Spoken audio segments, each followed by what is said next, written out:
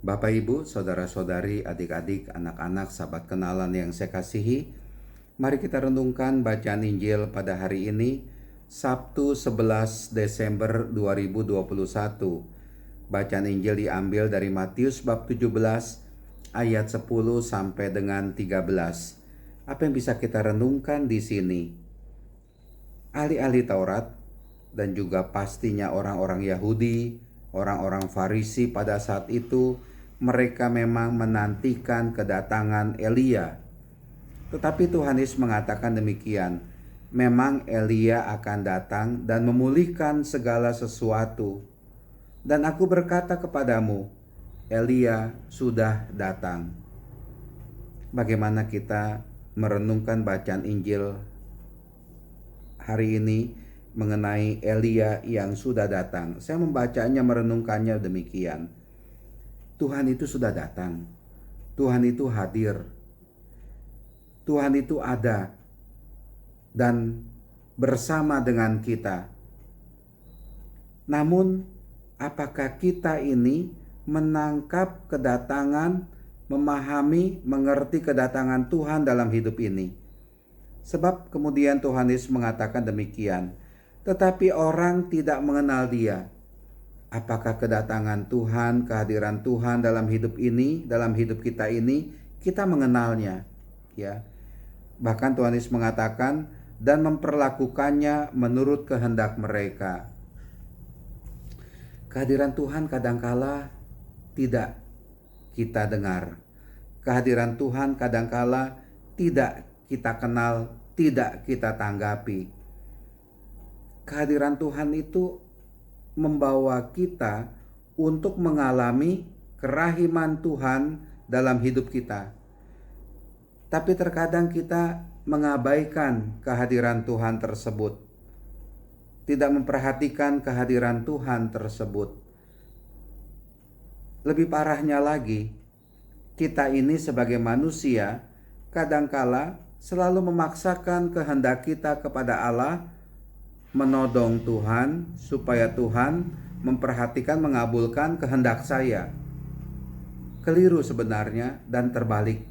Mestinya kita ini mendengarkan Tuhan, dekat dengan Tuhan, mengenal Tuhan, mengikuti Tuhan, dan membiarkan kehendak Tuhan yang terjadi atas diri saya.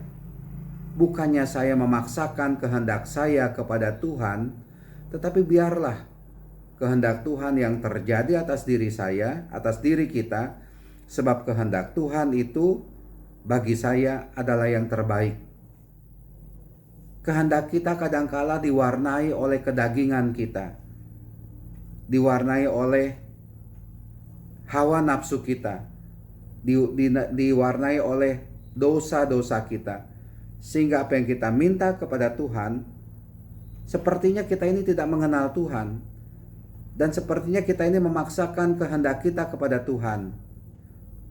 Begini, ada orang yang dipenjara. Lalu dia berdoa, Tuhan supaya saya lekas bebas. Lalu ketika bebas, dia melakukan kejahatan lagi. Bukankah itu berarti dia memaksakan kehendaknya kepada Tuhan? Dan ketika bebas tidak melihat itu sebagai rahmat dari Tuhan, tetapi dia jatuh lagi ke dalam dosa. Itu contoh yang sederhana. Contoh yang lain lagi juga ada, ya. Maka dari itu, mari kita menangkap kehendak Tuhan, kehadiran Tuhan yang membawa kita untuk semakin dekat dengan Tuhan, mengalami kasih dari Tuhan, sehingga akhirnya kita yang mengenal Tuhan bisa berbuat kasih, berbuat baik, berbuat benar dalam hidup kita ini.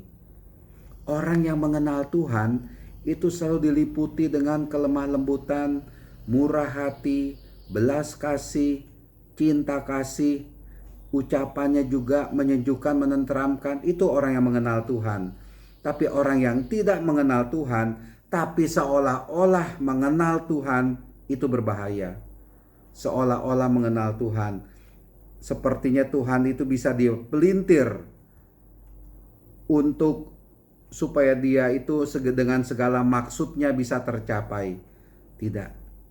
Mari yang penting adalah kita mengikuti kehendak Tuhan, dan kita mengalahkan ego yang ada dalam diri kita ini.